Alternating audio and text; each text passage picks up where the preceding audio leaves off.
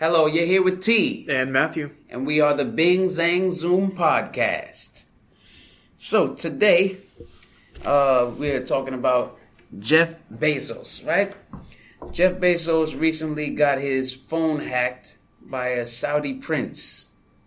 Jeff Bezos being the owner of Amazon and billionaire. Is he billionaire? Yeah, I think he's the only... Billion? Yeah, he's like the richest person in the world now, I'm pretty sure. I'm pretty confident that I'm correct on that. Go Jeff. Hey, I don't want to say anything bad. Getting hacked by a Saudi prince, I mean, it's such an everyday problem. It's so relatable. Everybody's had it happen to them at least twice. Yeah, Jeff is not... First of all, they were trying to send a message, I suppose. I figured that they were like, hey, we don't care if you're the richest man. We're going to come after your phone. And if we want to hack your Instagram or your Facebook, then we're going to do that too. Speaking of which, Facebook said that WhatsApp, that it had to have been Apple's fault that Jeff Bezos' phone got hacked because the WhatsApp is unhackable. Unhackable. So, yeah, unhackable. If you can believe that. I don't believe that anything is unhackable. But I do likely think that it was his iPhone that was hacked. Because, right. What would be easier to hack into it? Somebody's specific phone or an entire system webpage, you know what I mean? Yeah, that's true. So, I do think that it probably was his individual phone that was hacked. Well, I wonder what they found on there. If they found, naked pictures of his maid or something like that. I don't know. Naked pictures of himself. Probably a Bezos D-pic. That's $1 billion D-pic right there. You're not kidding. They could probably get a lot of money just by blackmailing him for all the stuff that's on his phone. Very true, very true. And that's the thing is absolute power corrupts absolutely, right? So it's like money is the absolute power in this world. Who knows? You would hope that he's a really good guy, but the way a lot of the things come out about his company and the way those fulfillment centers are ran, it doesn't seem that way. And I wonder, what he was doing when his phone got hacked. Did he have any type of inclination that his phone was being hacked? His phone start messing up or something like that? And at the end of the day, even if his phone does start messing up, can he just order a new one off of Amazon? Come on, guy. Or is that not how that works? He could order a new one off of Amazon, but if he had to put his Apple account and phone number and everything back on there. It depends, again, what they hack. That's ultimately the major question here. I wonder how quickly he gets his stuff from Amazon, because it should be right there. 2-day shipping. Right. No matter where it's Same day shipping. It's put it instantly. By the time I press the button. Right. It needs to be already. It needs to be in my hand. That guy, he's probably the most he probably doesn't wait for the microwave to get done. Probably, yeah. It's come on now, I get stuff shipped faster than this. That's assuming that he actually uses his own microwave instead of sending a cook to do it. Yes, very true, very true. Well, on to the next topic, news today. Arrow. So recently, the final episode of Arrow, or the Green Arrow, or Stephen Amel's show, whatever you want to call it, it finally came to an end after 8 seasons, after how many spinoffs: Flash, Batwoman, Supergirl, Legends of Tomorrow, Black Lightning. His show, Arrow, formed this entire multiverse, this entire universe around it. And the show that started it all finally had its last episode. That feels like another show. It feels like The Simpsons, which was rumored to be going off, which I don't know how true that is, but I feel like that started, Family Guy and a lot of the adult animation. Yeah. Although one can make the argument that the Flintstones was the first, adult animation. But you could also say that, Smallville came before, right? Right? It's true, all these things. It's always going back. With this, in this generation of current shows incarnation, and stuff, right. Arrow was definitely the precursor to all of them. Yeah. And, the final episode, without spoiling anything, it very much was a love letter to the series. I do have some complaints about the final episode, but, I won't get into that because I don't want to spoil it for anybody who hasn't seen it yet. But the series was great, and Stephen Amell just seems like a really great person, and he's handling the finale. He's taking it pretty hard. He was recently in an interview with Michael Rosenbaum, who was the person who played Lex Luthor on Smallville. They recently were recording a podcast together, and Stephen Amell, in the middle of it, began having a panic attack.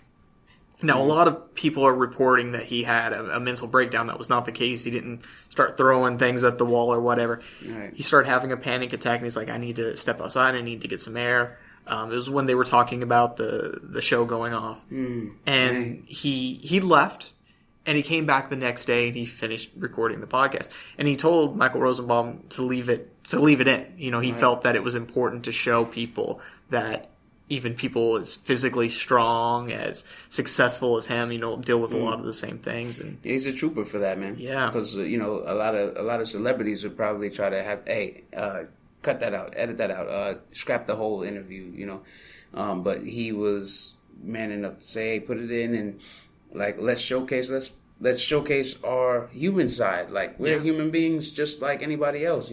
Sometimes people get that confused when they think of celebrities as these larger than life, entities, where it's like, look, man, they pee and poop like you or I, and at the end of the day, their blood's red, all the same, unless they're zombies. And yeah, man, so kudos to him for that. Yeah. Also, I did want to provide a little spoiler. Arrow is going off the air, but if you don't like spoilers, now's the time to actually hear me out, because in the last episode, Arrow turns into a bow. I mean, metaphorically speaking.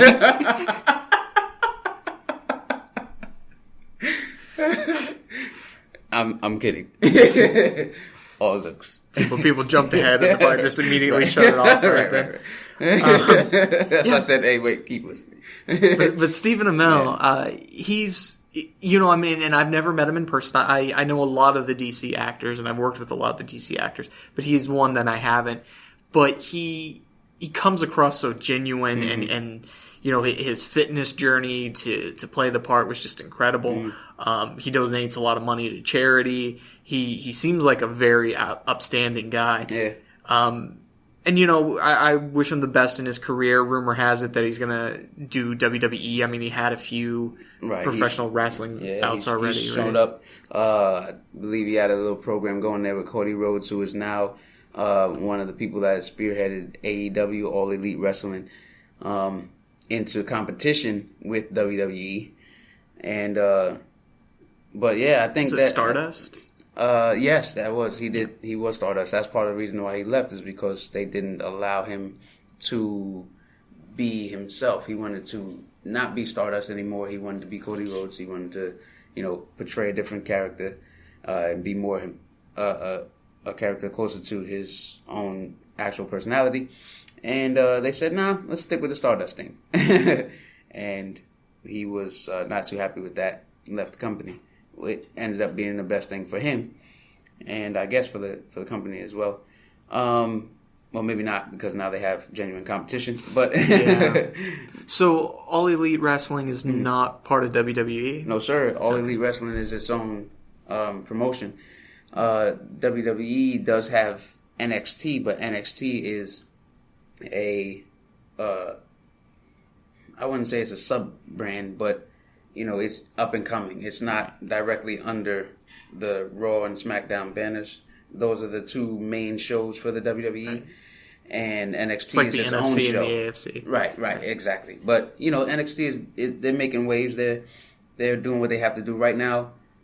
NXT and AEW are the competition for each other. Right. Raw and SmackDown, they've been shows for a while, so it's going to take a little while for AEW to reach that type of audience, and they just have to be able to maintain. I mean, I'm sure Vince McMahon is sitting back and saying, hey, anybody can throw some money at a promotion, but can it last like the WWE has lasted? And WWE has been around since 1965, so they've been doing this for a while, or 63 or something.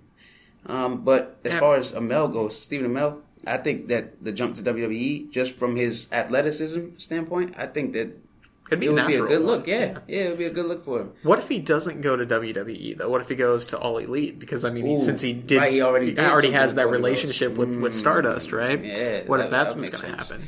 Well, I could definitely see that happening too, and you never know. He might have already gotten that call. The thing is, though, you can be really good in the ring and have all the athleticism. He's got to be able to get on the mic and get comfortable in front of a crowd of people that may like what he has to say and may not like what he has to say. He can come in as a face, which is the good guys in wrestling, and the crowd might not take to him. They might say, wrestling fans are fickle. So they might say, this guy's Arrow, but, he's not messing with Cody Rhodes. He's not messing. Who is this guy? He thinks he's a wrestler, And so he would have to do something to show and prove that he is in this to win this. Like hardcore. That he's not, he's not just a fly-by-night, come in, play a part and then leave. No, you're a wrestler, at least in the fans' eyes. And then... they don't really care if you're a wrestler first, then you leave and then come back like The Rock. Right. Wrestling fans love to have The Rock show up. Whenever he shows up, it's all cheers. It's all nobody's booing him. He's the man. But he was also a wrestler first. So a lot of times when somebody comes from the acting realm and then they go into wrestling, the reception usually isn't that good unless they have something. Not for the hardcore wrestling fans. Not unless they have something concrete. And my skill is the only thing that I see as being an issue right now for Stephen Amell. But athleticism-wise, and with the size of the guys that are in the WWE right now, he fits perfectly with that because he's very they're comparable. No longer 300 pounds. Yeah. Not everybody. Anyways. It's not the Big Show anymore. Yeah, right. You don't have to worry about that too much. What about John Cena though? I heard when he made the shift to movies that. A lot of his fandom kind of I'm not the biggest John Cena fan in the ring. But I can respect what he has done, both for the business separately from what I think of him. And movies-wise, he's okay. I just saw the, what do you call it? The fire one that he Playing came out with with. Fire. Yeah, Playing with Fire. Decent movie. But every wrestler makes that movie with the yeah. big I mean, guy and the little girl. His like hump of... They always, like The Rock, had the one where he was a football player and found out he had a daughter. What's John Cena, obviously, and then Dave Bautista. Dave Bautista has that one coming out where he's the FBI agent. Oh, yeah. They always have the big wrestler and the little girls. Though, that was good. I did like that. So shout out to Dave Bautista because Stuber was good. Dave Bautista's a great actor. Oh yeah, man. Seems like a good guy. Transitioned smoothly, and then for Marvel that picked him up. Yeah. For Guardians of the Galaxy, perfect. He was also in one of my favorite film franchises, Ip Man, which is about my master's master. Yeah. Right. So he was in. They did an Ip Man spinoff called Master Z, and he was one of the main characters in that, and you got to see him fighting martial artists and stuff, and the very difference in the styles and everything. Am I confused, or is that the one with Mike Tyson in it? No, Mike Tyson was in a movie with Master. So Master Z was the bad guy from the third one, and then he spun off and got his own movie. Right. Mike Tyson was also in the third one, so he was in a movie with Master Z, but not in the same movie. Copy that. Yeah. All right.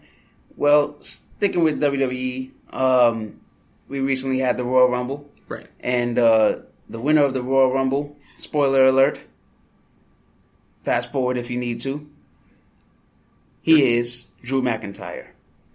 So Drew McIntyre is a guy that's been wrestling for the WWE, been wrestling for a while now. I believe I first heard of him in like 2009 or so. But it's a good tenure.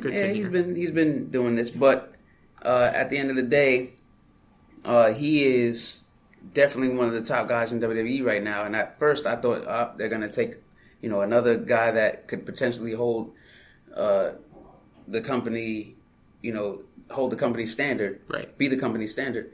They're gonna take him, and then they're just gonna wipe the floor with him. But I know that they want to test people's longevity and test what they can do. Yeah, let some of the other characters shine. So they might give them a smaller, not the world championship, but they might acquire the Intercontinental Championship or the United States Championship just to see what they do with it. They didn't do that with Drew McIntyre. Drew McIntyre is right where he needs to be. Winner of the Royal Rumble. He's going on to face Brock Lesnar at WrestleMania this year, so that's going to be a good match.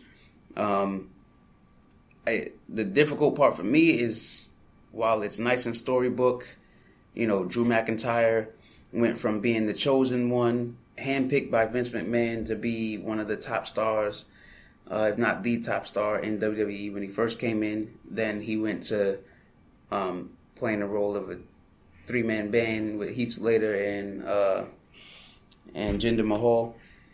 And now he is right back where he needs to be, but I don't know, me personally, I don't know if he's winning that WrestleMania against Brock Lesnar. He's got the size for it. He has athleticism. I don't know. Brock Lesnar is he popular? Bad dude. Yeah, right. Yeah. Yeah, because I've definitely heard that name before. Right, Brock right. Lesnar. Brock Lesnar's like all everybody's over the place. heard of that guy. Drew McIntyre is just coming up, and if they put the belt on him, then that will open my eyes to know that WWE is definitely listening to the fans right now. If Brock Lesnar wins, then I know that it's more of the same, and it's probably going to be that way. Well, a lot of these franchises, whether it be wrestling or superheroes or whatever, they don't like to take risks. Too many risks. Yeah. They like to keep things status quo. Stick to do formulaic, right? And unfortunately, that's a double-edged sword because. Yeah, it means that they're not going to piss people off too much, but then it gets boring to watch the same thing. So, who knows? Brock Lesnar. I mean, but at the same time, that's why you know that name. Yeah. So he's been heavily promoted, and every time he's come back, he's won a belt, and he holds it for a while without defending it very frequently, and that's Brock Lesnar's MO. But that also makes when he defends it matter more. Speaking of wrestling, so upon some research, right, I stumbled across this wrestling that goes on in the Congo, right? I think it's Catch Fetiche. Yeah, Catch Fetiche. Sounds like you got a mouthful of fish. Right, Catch Fetiche. Voodoo wrestling. So during this little little snippet that I watched, they had this like makeshift ring in the middle of town. In the middle of like the town square or something like. And they had one guy bring an eel into the ring, and apparently the eel was seemingly electrocuting somebody. Yeah. And then you had another guy who was doing voodoo, apparently, and he brought a chicken into the ring with him, and... A live chicken. Yes, a live chicken. And he proceeded to light the chicken on fire. And then throw the chicken around. They had to put the chicken out, and it was still alive. That's not the type of chicken I like. I don't like burnt chicken. That's, little crispy on the skin, that's fine. I mean, I'm whole chicken. I'm not a vegan or a vegetarian or anything like that, but that's the one part. Like I was in the video, I was real invested. I'm like, this is amazing. It's so cultural. It's so this and that. Until they got to the part where they started catching live chickens on fire. So that kind of turned me off to it. But I understand it's a cultural difference and stuff. But still, I'm like that poor chicken. But nonetheless, the culture behind this, the way that they were bringing in very religious, historical background was just amazing. And these athletes were incredible. Yeah. They were doing moves that you would see in WWE right now. Right. And they had all of the character based. They knew who they were. They had everything down. It was really interesting to watch. But that added aspect of the voodoo with it. Imagine if not only do you have to go to the ring and wrestle some big guy, right? Yeah. That's hell bent on slamming you head first into the floor, but now you have to concern yourself with things that you can't even touch, the intangible spirits. Yeah. Right? Man, listen. It's incredible. If somebody takes a chicken, live chicken, in front of me before I go in the ring, I'm going to tell you right now, I'm not even going to lie. We're probably not having this match. But. Yeah. I got an interesting story. Not the one that we've already talked about, but I have a different one. When I was in New Orleans, I went to, they have voodoo shops all over the place there. And I love New Orleans. It's one of my favorite places in the world. And I'm in this voodoo shop just looking around. And there's this guy that comes at two people. And one of the guy comes in and his face was painted. And he's wearing, very historic voodoo garb. And he just stands in the doorway, blocking the door, with his eyes rolling into the back of his head. And then he started tapping on the glass. Like doing like Morse code or something. Like started tapping on the glass. And the other guy goes, he wants to know if you have such and such. And the store owner's like, no, we don't have that. And the guy starts tapping on the glass again. And the other dude's like, well, he wants to know why you don't have that. And he goes, oh, it's just something that we don't sell. And this conversation went on for a while. And like, I couldn't walk through the door because the dude's blocking the door and stuff. And I'm just like, I wonder if this is real or if this is like a presentation that the store set up to try to get more people to think that it's authentic. But I have to imagine that it was a real scenario that went on. And I'm like, these voodoo people are people you don't want to mess with. Right. So you bring that element into wrestling and the showmanship, the historical significance, the cultural significance, but also just the fact that it's kind of scary. Oh yeah, it would add a whole other element to it. Like even things like with the Undertaker, and even when I was a kid, there was Papa Shango and a few other people. More recently the Boogeyman. There's been a few people that have brought the voodoo feel to like the WWE, but never in the way that these guys do. So that was something else. And what was amazing to me too is you're my trainer. For those of people who don't know at home, he's my trainer. Yes. And I've made big improvement, but you know that I don't put on muscle super easily. Like I very much have to do a lot of work to put on any amount of muscle, and I have to eat so much. I eat when I'm bulking, I eat 4,000 calories a day and not of burgers or whatever, of like plain chicken, plain oatmeal, plain rice, that kind of stuff. The good stuff, but you have to eat so much. Exuberant amount. To give you guys an idea, like I said, 4,000 calories. Of good stuff. 1,000 calories of chicken breast, is 24 ounces of chicken. That's almost 2 pounds of chicken that you have to eat in order to get 1,000 calories. And so I'm looking at a lot of these wrestlers that are in the Congo in a very, I don't want to say grief-stricken, but a not wealthy area. They don't have the same resources. They don't have the same resources, and I'm looking at these guys, and they're so physically fit and so big and so gigantic. I'm just like, how does that work? And part of that is their genetics as well. They've had to, like, when you have to do physical things consistently, we can get up and go to the store versus, you taking the chicken, killing the chicken, chasing the chicken. Yeah. All of their daily activity, it shows in how their body looks as well. They do more before 5 a.m. than we do all day. Absolutely. Yeah. But yeah, they're definitely out there looking like monsters among men, and getting in the ring with them would not be something that I would advise just Joe Schmo to get up and do. Voodoo yes. Child. You like Jimi Hendrix, right? Jimi Hendrix, yes. Yeah, Jimi Hendrix. Good, yeah. incredible musician. Died at 27. Yeah. You know where that started, the whole 27 Club, right? Right. So talking about voodoo, sticking with that whole theme, is there's a musician named Robert Johnson who was alive back in the 1920s. That was when his music was out. And Robert Johnson, he was an insanely good blues musician, and he's constantly credited with being the world's first rock star, right?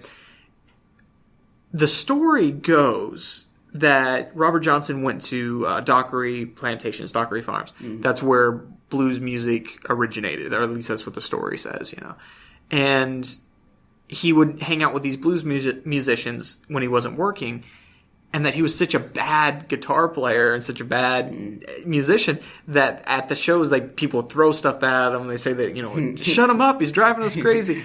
He'd try to pick up other people's guitars, and they'd yell at him because they're like, you're going to break a string because you don't know how to play.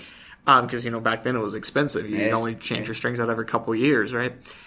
And so Robert Johnson disappeared and was gone from Dockery Farms for about 6 months.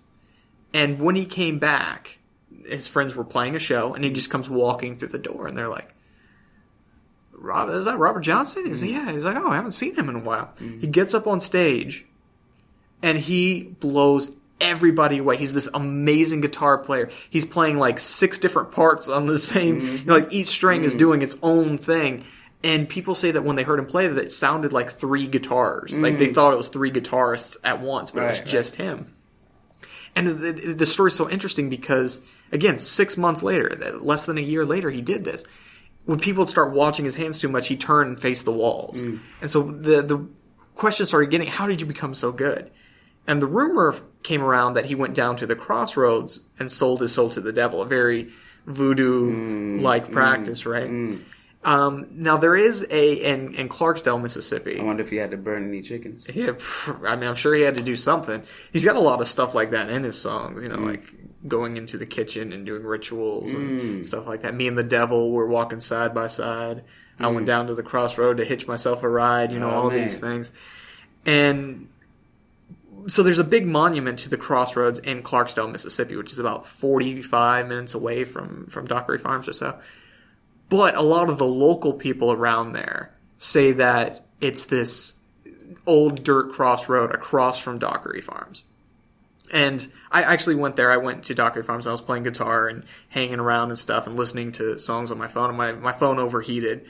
And so I went over to see the alleged real crossroads, right? The one across from Dockery Farms. And Robert Johnson said that he learned to play guitar in the graveyards is when they asked him how he said he did it. And there's this old graveyard, super creepy, like on the walk to the crossroads. And there's these tombstones that like the tree is grown around it, so the tombstones are coming out of the trees, and there's ones that are knocked over and leaning against each other. Really, really creepy area. Sounds scary. Yes, it's a pretty scary area. And so I'm walking, and I've got my guitar strapped around my shoulder, and it's leaning above my head. And this branch of this tree, it's no wind at all, this branch of this tree with 5 sticks, almost like the shape of a hand, blows out of nowhere and grabs onto the head of my guitar.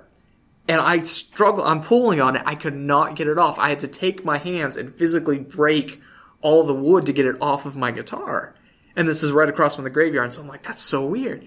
I keep walking, and like I said, my phone overheated earlier. The second I get to the crossroads, I go to the Crossroads by Robert Johnson started playing on my phone, just automatically. And so I'm like, okay, this is weird. So I sat down and I'm playing guitar and I'm having a good time. I'm taking a bunch of pictures and stuff. Because whether you believe the story or not, he writes songs about the Crossroads and stuff. So that's still the birthplace of rock and roll. Right. And there's this gigantic black butterfly that's flying by me and it's caught my attention. And I look up, and there's a car, like, right there. Like, I didn't see the car coming or anything. It's a silver SUV. This guy gets out of the car, and he walks over to me. And he says, you need a ride, son? And I said, no, I'm just, do you know the story about this area? And he goes, son, I've lived here a long time. I know the story of this place. That being said, do you need a ride?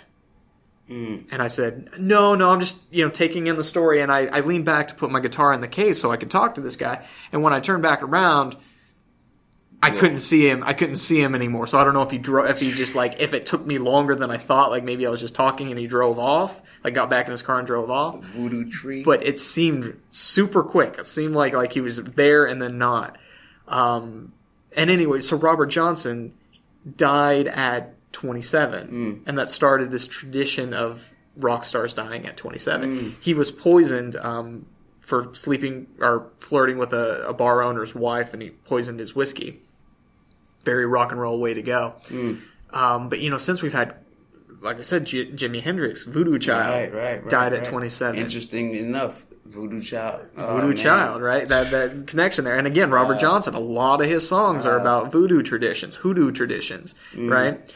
And, and again, this is in the 1920s, singing songs like Being the Devil or Walking Side by Side. Songs about hellhounds are on my trail, they're going to catch me if I slow down. No wonder the people tried to, stop rock and roll from being... taking over the world, right? Yeah, widely listened to. Yeah, and so Jimi Hendrix... Also singing about voodoo, singing Voodoo Child, and all these things. Songs about angels and stuff coming down and walking the roads with him. Like, it's interesting that both of these people died at 27. Of course, we have, Kurt Cobain, Jim Morrison, Amy Winehouse, all these famous people. That you gotta almost wonder if it's a voodoo thing and all these people sold to the devil as well for this amount of fame. Like, I mean, I'm pretty big on the numbers. Maybe there's something to it, maybe there's not. But once you get past the 10, you normally would add up the numbers, right? Yeah. So the 2 and the 7, that creates a 9, and 9 can be the 9, or you can flip that around. 6. But ooh, that's true. And that being the yin and the yang.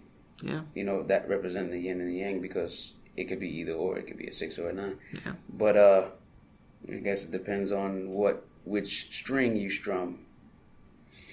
6 strings. Guitar, 6 strings. Oh, man, listen. This is scary stuff. Yeah. But something to look into.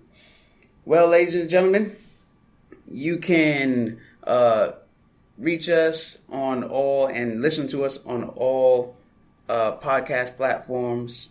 Follow us on Facebook. Yeah. Follow us on Facebook and Instagram. We're new to that. And that's everything. Go do that. Go look into some of the stuff that we were talking about. Comment, let us know how you feel. I'm T. And I'm Matthew. And we are the Bing Zang Zoom Podcast. Peace. Farewell.